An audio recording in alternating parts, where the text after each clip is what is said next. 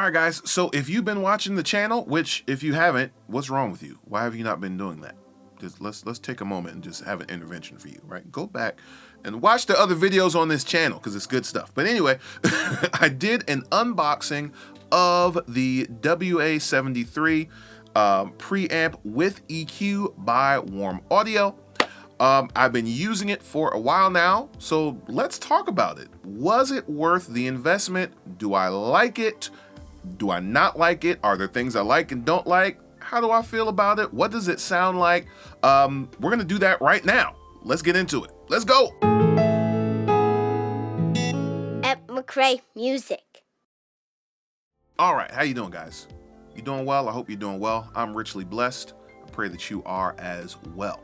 So you probably know that I purchased the WA-73 preamp with EQ from Warm Audio. My reasoning for doing this is I wanted to, my goal for this year, one of my goals for this year is to upgrade my vocal chain, right? I want to upgrade the quality coming into my DAW, right? Now, previously on the Ed McCray Music Show, I was using, and I guess I still am using, the Universal Audio Apollo Twin. I was using just the preamps on there. I also have a Focusrite Scarlett 8 that I have connected to that. And so I had 10 preamps that I was using. And I wanted to have an outboard preamp for a couple of reasons. One, I wanted to get and I've had my eye on for a long time, the WA-73 because it's an emulation, or it's Warm Audio's version of a Neve preamp, and I like the sound of those from when I actually was able to use a Neve console. Secondly, I went with the version with the EQ because I wanted to be able to make some EQ choices, not anything major, but some basic EQ choices going into the DAW, right? The concept being the cleaner I'm able to get and the more I'm able to get my vocals specifically, because that's the main thing that I'm tracking here in this space, to sound mixed before they're mixed, the easier it's going to be to mix them, right? You always want to get out of the mindset, if you can, of I'm going to fix it in the mix, right? That's not a good mindset to have unless you have no other choice but to wait till you mix to fix certain things, because you just don't have the tools to do it going in. But if you look at any of the larger studios or any of the producers or engineers that are out there that have a lot of outboard gear, they spend a lot of time crafting their sound going in. And if you listen to any of their raw stems, they almost sound mixed because it's just so clean going in. That was my goal here, and that's why I chose the version with the EQ. So the million-dollar question is, Ed, how do you like it? And the answer is, it has been amazing.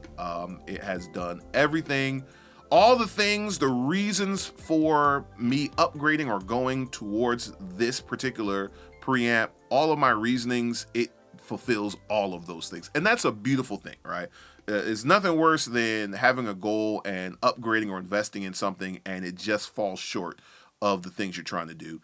The WA-73 does not do that at all. So let's talk about some of the things that I absolutely like and love about it.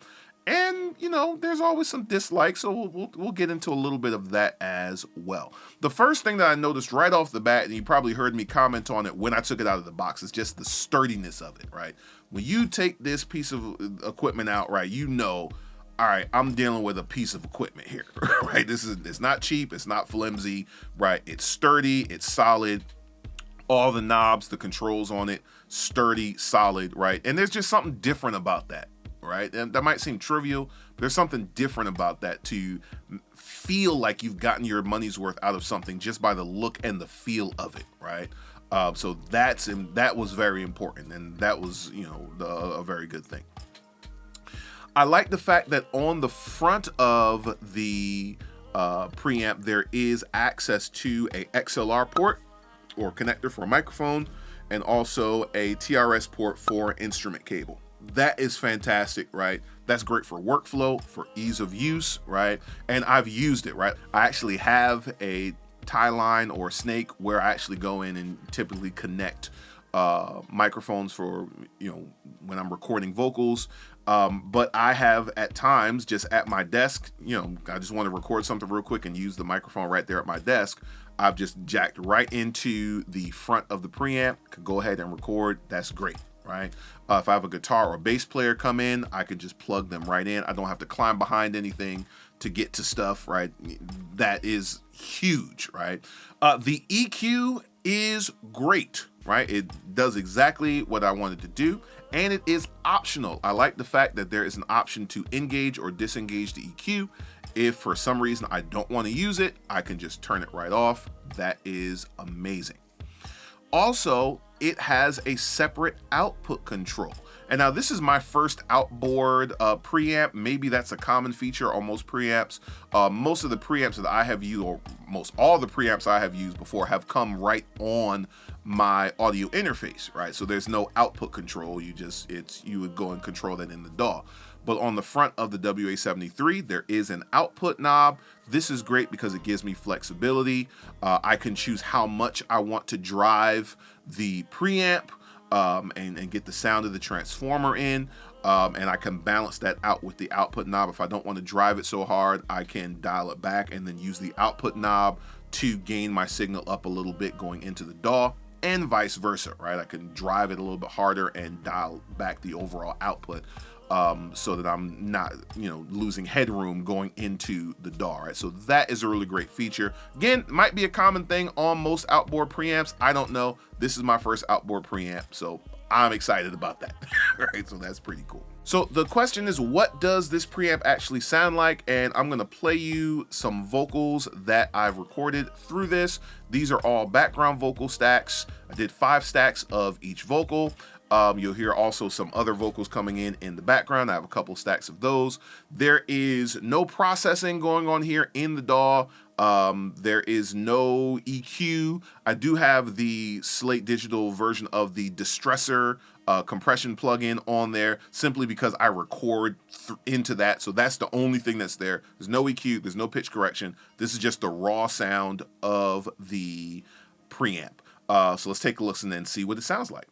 Freely gave your life just so you and I could have communion.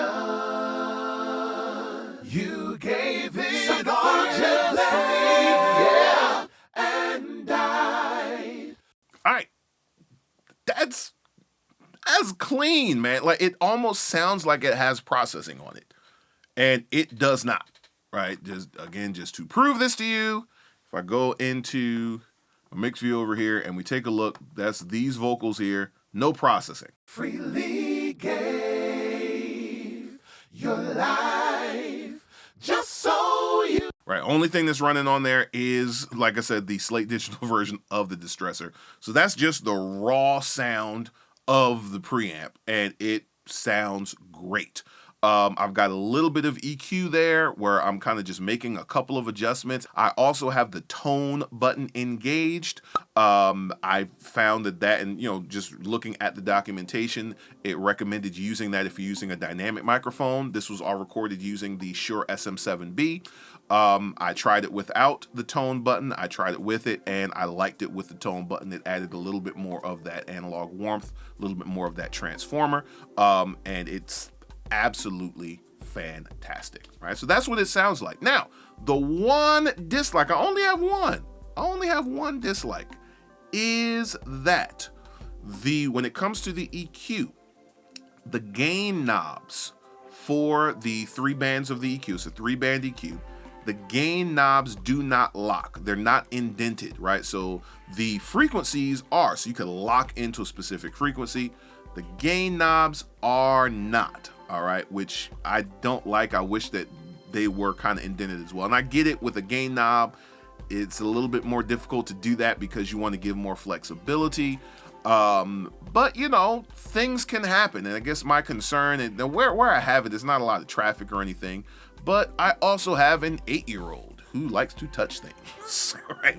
Why do kids have such a touching spirit? They just touch stuff. They don't even know what they're touching. They just touching it, right? So, it just makes me have to do my due diligence to make sure before I'm recording, I'm actually looking, listening as well to make sure it's sounding the way I want, but actually looking at those knobs to make sure the EQ is dialed in the way that I want.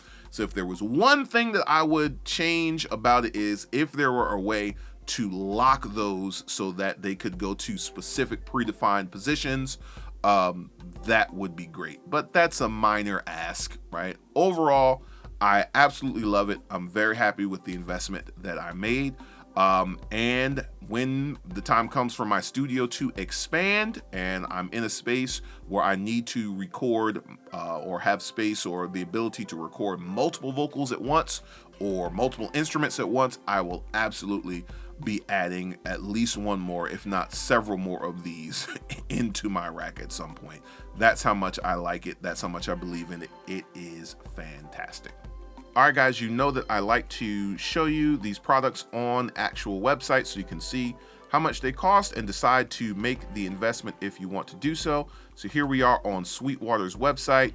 Let's go ahead and search for the WA-73. And here it is, the Warm Audio WA-73 with EQ. Now they have several versions. They have the version with EQ.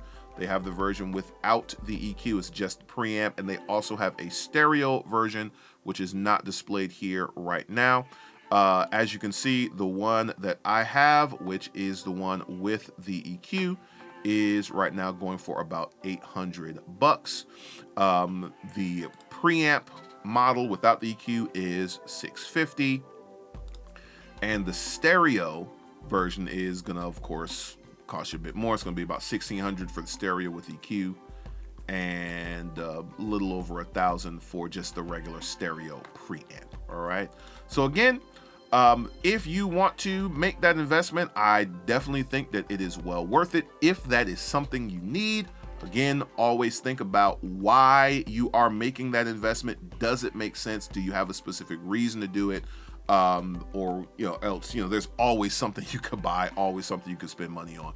You want to make sure that you are making a wise investment. All right, guys, so that is how I feel about the WA-73. Feel free to put a like on this video. Feel free to subscribe to this channel so you can come back and see more reviews, more production videos, and just all the things that we're going to be talking about and showing here on this channel. Feel free to go into the comment section if you have questions, comments, and things like that. Throw those down there, and I will see you guys in another video. All right? Peace.